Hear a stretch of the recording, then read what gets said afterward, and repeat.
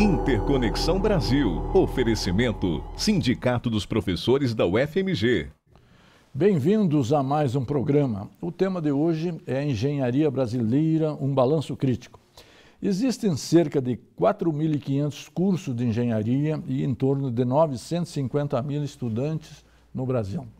A procura pela engenharia e pela oferta de trabalho na área varia muito dependendo da conjuntura econômica. Em épocas de expansão, aumenta a demanda pelo ensino superior e a oferta de vagas no mercado de trabalho. Na recessão e em períodos de crises econômicas agudas, verifica-se um movimento em sentido contrário. Neste programa, vamos fazer um balanço do ensino de engenharia e do mercado de trabalho numa época de recessão que afeta toda a economia brasileira. E o nosso convidado é o professor Aécio Freitas Liras, engenheiro e ex-diretor da Escola de Engenharia da UFMG. Aécio, é um grande prazer tê-lo aqui. Bem-vindo. Muito obrigado. Boa noite a todos. Como anda a procura de formação superior no campo da engenharia? A procura continua muito intensa, mesmo num período de crise. Nós temos hoje no Brasil aproximadamente 300 mil entrantes, novos alunos em todo o território nacional. A procura continua intensa, o mercado se processa em dificuldades no momento, mas daqui a 5 anos o ciclo se redesenha e a procura continua bastante intensa. Se eu entendi bem, a crise não afetou a procura, então, pelo ensino superior? Afetou num contexto em que, no caso das engenharias, apesar desse número de 300 mil ter sido ainda preservado num contexto muito intenso, o que tem ocorrido é uma queda, do ponto de vista de mercado de procura das instituições de ensino. Mas, na verdade, continua, nesse momento, num compasso de espera para se definir os novos rumos, vamos dizer, da engenharia nacional, do ponto de vista de mercado. Esse número que eu abri, mais de 950 mil alunos, coloca o Brasil em que ranking em termos internacionais, exatamente na área de engenharia? Eu diria que o Brasil hoje se consolida como um processo de massificação que nos preocupa, sob o ponto de vista de engenharia nacional. Quer dizer, nós temos no Brasil hoje quase 1 milhão de alunos fazendo engenharia, foram 200 mil alunos até recentemente. Nesta última década houve uma explosão, uma massificação.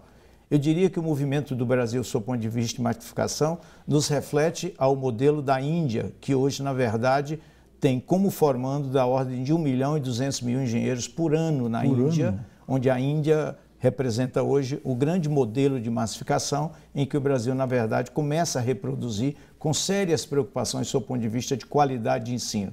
A massificação não acompanha naturalmente a qualidade no contexto, então a Índia hoje se posiciona como o modelo que o Brasil começa a se direcionar e nos traz muitas preocupações sob o ponto de vista de qualidade.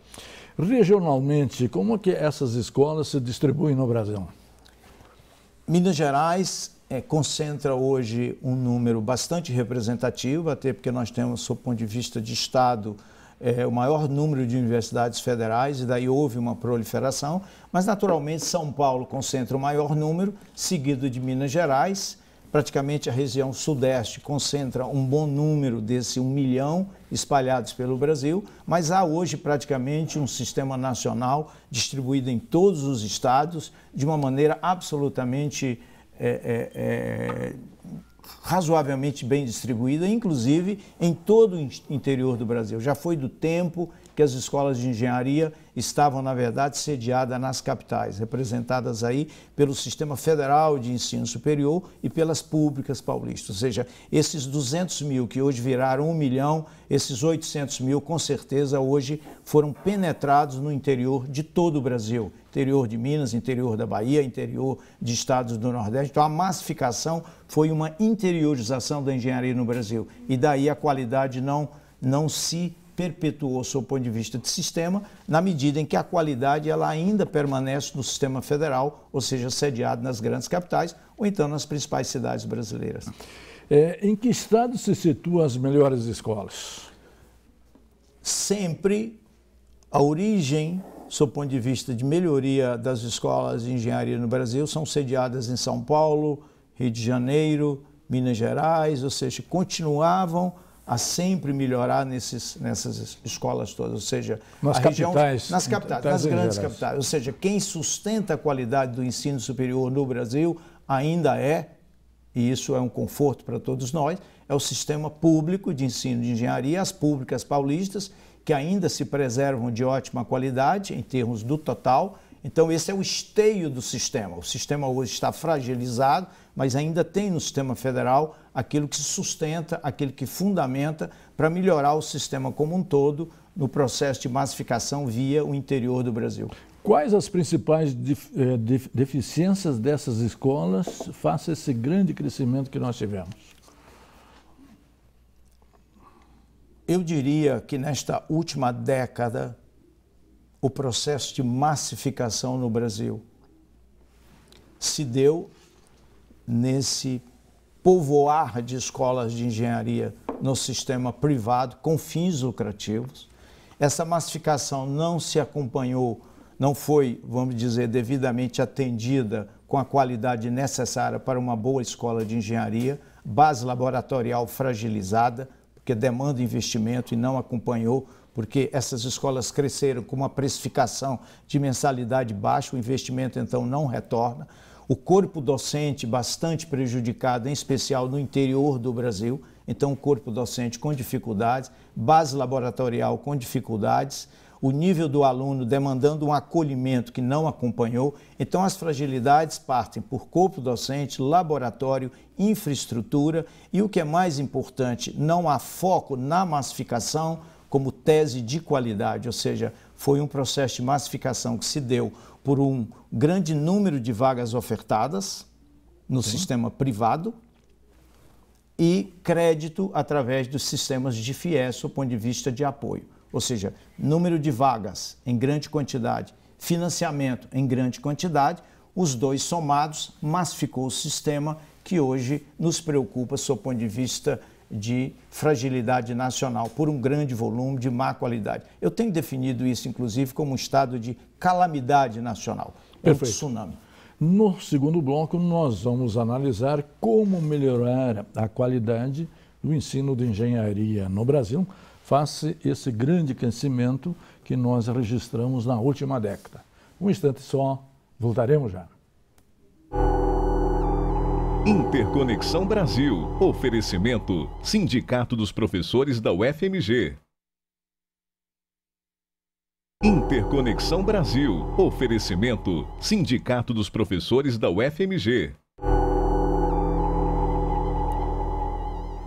Bem-vindos de volta. Nós estamos trabalhando Engenharia Brasileira, um balanço crítico. No primeiro bloco nós fizemos um diagnóstico das engenharias, das escolas de engenharia no Brasil e já deixamos no ar o que seria o tema desse segundo bloco. Professor, é possível melhorar a escola, a qualidade das escolas da engenharia? Este tem sido o grande desafio da área, professor? Não só é possível, como ele é absolutamente necessário. É imperativo para a sustentabilidade do Brasil, para se tornar competitivo. O lado positivo é, passados esses 10 anos, nós aprendemos muito com esta expansão, esta massificação de má qualidade. Vem aí uma próxima década, que é a década, inclusive, com a educação à distância, que demanda um extremo cuidado da parte dos educadores de engenharia. E, neste momento, existem boas iniciativas oriundas da UFMG, da Politécnica de São Paulo, do IME, do ITA, do INSPER, e este conjunto de escolas de excelente qualidade começam de fato a refletir, estão sentindo na pele a massificação de má qualidade e a partir daí hoje essas escolas, eu inclusive estou envolvido com boa parte delas no sentido de buscar soluções para que melhorem o Sistema Nacional de Ensino de Engenharia, quase que num trabalho compartilhado entre o sistema público, o sistema privado, mas com o objetivo claro de melhorar o sistema como um todo. A introdução, por exemplo, do ensino à distância, que não se compreende muito bem e não se sabe se ele é um fator de qualidade ou não. Como é que isso vai bater, por exemplo, nas áreas de engenharia? A educação à distância no contexto das engenharias tem sido exatamente esta a questão central no momento.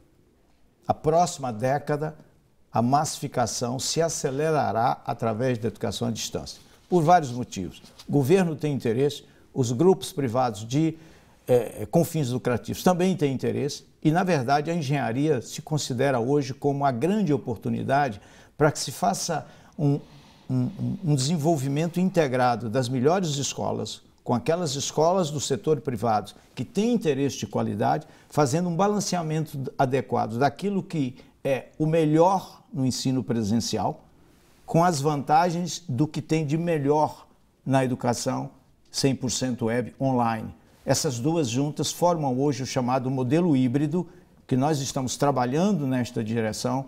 Isso já é experiência consolidada na Europa, nos Estados Unidos, e o Brasil começa a discutir essa questão. Há um interesse dos órgãos, inclusive das associações profissionais. Se eu entendi bem, as escolas de nível A vão preparar exatamente o material didático para as escolas privadas que funcionam no interior? Ou essa é apenas uma das alternativas, digamos, nessa conjunção de esforços entre as melhores escolas e as escolas do interior que têm menos qualidade? Na verdade, não há um movimento do sistema federal no sentido de melhorar o conjunto nacional. As escolas são de qualidade.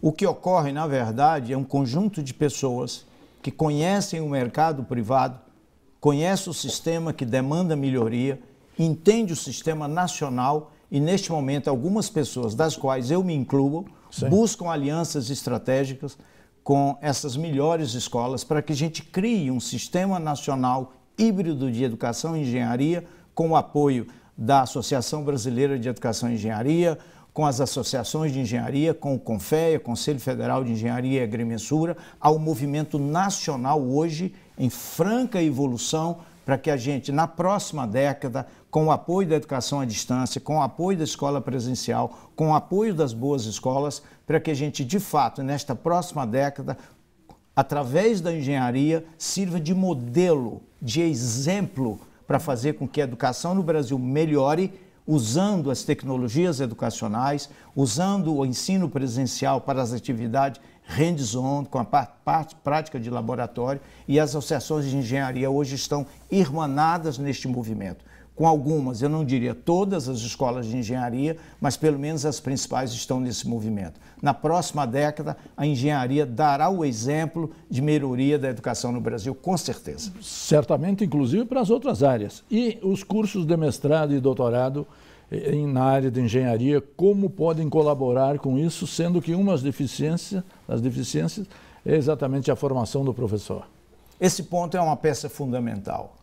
A crença, e pelo menos a minha convicção, é que nesta próxima década, nessas próximas 2 décadas, o estrito senso, que hoje é sediado com extrema qualidade, padrão CAPES, nas escolas de engenharia brasileiras que estão no sistema federal e nas públicas paulistas e em algumas confeccionais de qualidade, as católicas, elas na verdade tenderão a ter alguns bons representantes no sistema particular com fins lucrativos, criando seus mestrados, porque só através do mestrado, mesmo que poucos no sistema privado, você vai fazer com que o sistema privado com fins lucrativos também tenha uma base de excelência que faça pesquisa e reoxigene a sua graduação, que hoje tem suas dificuldades, mas se nós traçarmos um plano para a próxima década, o estrito senso será, na verdade, o indutor. Alguns professores das federais, ao se aposentarem até, continuarão trabalhando no sistema privado, e hoje o próprio cenário de ciência e tecnologia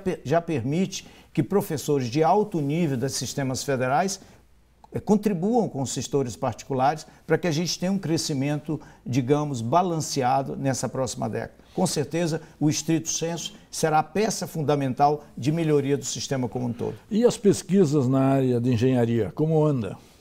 A pesquisa continua intensa, no sentido das que já faziam. Os grupos de excelência, tomando o caso, por exemplo, da UFMG, continuam com boa produção acadêmica, com uma intensa atividade. Recentemente estive na Politécnica, estive no IME, estive no ITA, todos com uma profunda intensidade Na verdade, as dificuldades são naturais de financiamento, serão anos difíceis, sob o ponto de vista dos órgãos de fomento, os órgãos de CNPq, os órgãos de CAPES, todos eles, na verdade, têm suas dificuldades, mas é um grupo forte, é um grupo pujante, com certeza eu acredito que eles, na verdade, atravessarão esta crise nesses próximos 10 anos, e eu acredito que esse movimento devidamente orquestrado por pessoas que têm hoje bastante energia para fazer a virada, eu acho que a engenharia com certeza sobreviverá nesta dificuldade, e eu acho que dará um exemplo, sob o ponto de vista de revigorar o Brasil, sob o ponto de vista de uma infraestrutura que é centrada nas engenharias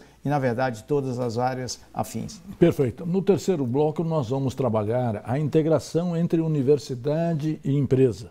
Um instante só, voltaremos já. É a integração na área, efetivamente, de engenharia. Um instante só, voltaremos já.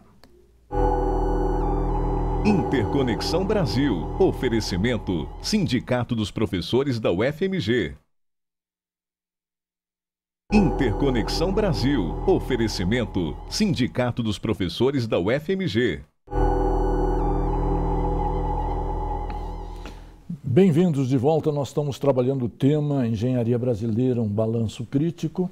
No primeiro bloco fizemos um diagnóstico, no segundo bloco, como melhorar a qualidade do nosso ensino.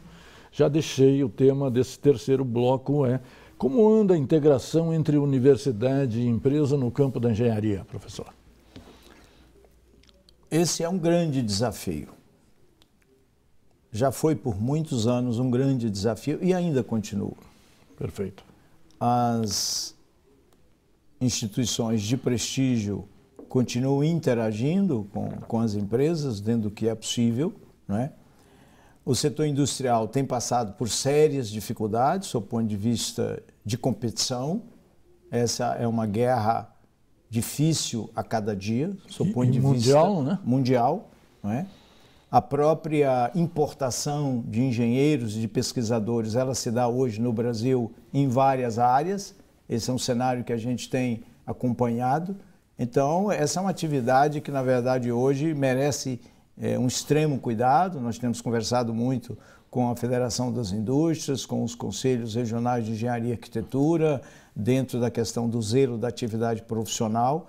Então, essa é uma questão hoje em profunda rediscussão. O mercado de trabalho tem sido alterado pela própria massificação, na medida em que você tem um volume muito grande de engenheiros, vamos dizer, colocado no mercado, e em especial de má qualidade, você perturba essa dinâmica de competição das próprias empresas. Perfeito.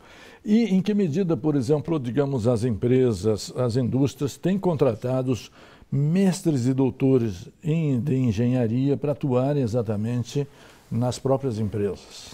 Não há uma relação direta de mestres e doutores nas empresas, vamos dizer, de engenharia nacional como tese. Eu diria que nos últimos 10 anos, os mestres e os engenheiros e os doutores formados em engenharia, eles quase que se alocaram, sob o ponto de vista de mercado, no ensino das universidades privadas, porque, na verdade, as instituições públicas, em relação às instituições privadas, têm ofertado um número muito menor. Então, o maior fluxo de mestres e doutores nos últimos 10 anos foram se dedicar a dar aula nas escolas particulares, porque que é o grande mercado que é um grande mercado. Aliás, foi o grande mercado para os mestres e doutores de ensino de engenharia, foram nas escolas particulares que tiveram que, e ainda bem que existem, quer dizer, o sistema federal, na verdade, suportou a expansão do sistema sob o ponto de vista de docente. Eles fizeram o que puderam, não conseguiram diminuir a má qualidade, mas pelo menos contribuíram para que o sistema hoje permaneça com esse volume de 1 milhão. Então, perfeito. Sem dúvida, né? E a evasão de cérebros brasileiros para o exterior em face à crise é bem agudo também na área de engenharia? Fortíssimo. Hoje, os engenheiros, de uma maneira geral, de altíssima qualidade, muitos deles que saem para fazer os seus doutorados, muitos deles, inclusive, nem retornam, né? Uma profunda desesperança num contexto, sob o ponto de vista de alocação. Muitas dessas pessoas hoje continuam nos Estados Unidos, continuam na Europa, continuam, de uma maneira geral, instituições de prestígio e, na verdade, o Brasil tem sofrido uma perda de cérebros, no sentido de não voltarem para o Brasil, e muitos aqui, às vezes, até desanimam o seu ponto de vista de permanência nas instituições, muitos, inclusive, se aposentam e até nem se colocam nas instituições particulares, porque lá não os motiva, não existe atividade de pesquisa. Então, eu mesmo tenho vários colegas aposentados que teriam mais 10, 15 anos de riquíssima contribuição. No sistema público não tem mais continuidade, no sistema particular não há motivação, daí o estrito senso ter que ser criado em parceria com o setor público para que essas pessoas continuem com uma atividade. Eu aposentei no ano 2000. Sim. E já tem 15 anos atuando no setor privado, tentando construir com outros colaboradores uma próxima década sustentável. Perfeito. A Operação Lava Jato constitui a maior experiência de combate à corrupção no Brasil. Como que a Lava Jato e as delações têm impactado nas empresas brasileiras de engenharia? A Operação Lava Jato, que é uma das grandes contribuições para o cenário nacional em todos os aspectos, ela traz uma contribuição inestimável para a melhoria da educação de engenharia no Brasil, pelo aspecto central de que as empreiteiras, as construtoras estão 100% envolvidos neste cenário. Sim. E hoje, quando nós circulamos nas escolas de engenharia, quando nós circulamos nas empresas de engenharia, este retrato da massificação, esta própria má qualidade na educação brasileira já é um resultado deste cenário que nós tivemos nesses últimos anos, onde as engenharias atuaram. E diga-se de passagem que as escolas de engenharia de qualidade foram as alimentadoras das pessoas que dirigem e estão nas principais construtoras do país. Elas não vêm das más escolas, elas vêm das escolas de grande prestígio. Então é uma situação bastante delicada, tem que haver um compromisso institucional de ética, de responsabilidade e, no processo de melhoria das escolas de engenharia, um redesenho do processo licitatório, das concorrências, dos processos de trabalhar com projetos básicos e projetos de detalhamento. Eu mesmo formei em 1971, e fui engenheiro de empresas de engenharia no sentido de construções do grande milagre brasileiro. Nessa época, as obras eram feitas com projeto executivo.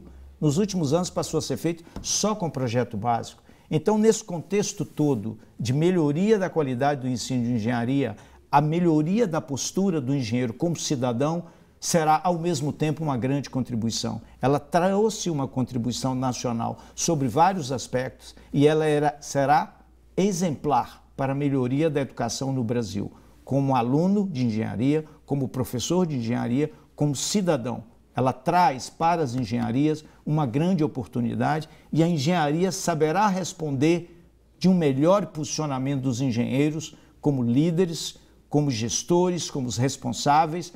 A infraestrutura do Brasil precisa da engenharia, precisa de cidadão responsável e a engenharia dará esse retorno com certeza. Perfeito. Professor, eu estou no finalzinho do programa e como nós falamos aqui de crises, as crises que são agudas, o Brasil é maior do que suas crises? Não há dúvida. E, em especial, a engenharia será maior ainda com a crise na qual hoje nós estamos instalados. Professor, queria agradecer muito a sua presença aqui, os seus esclarecimentos. Trouxemos a reflexão de um setor extremamente importante das engenharias, porque nós precisamos retomar o desenvolvimento, trabalhos de infraestrutura, trabalho de construção, indústria pesada, e nós precisamos também recuperar, digamos, o prestígio das nossas empresas de engenharia no Brasil e no exterior. E a você, telespectador, que sempre nos acompanha e nos prestigia, muito obrigado pela sua audiência e até a semana que vem. Parabéns.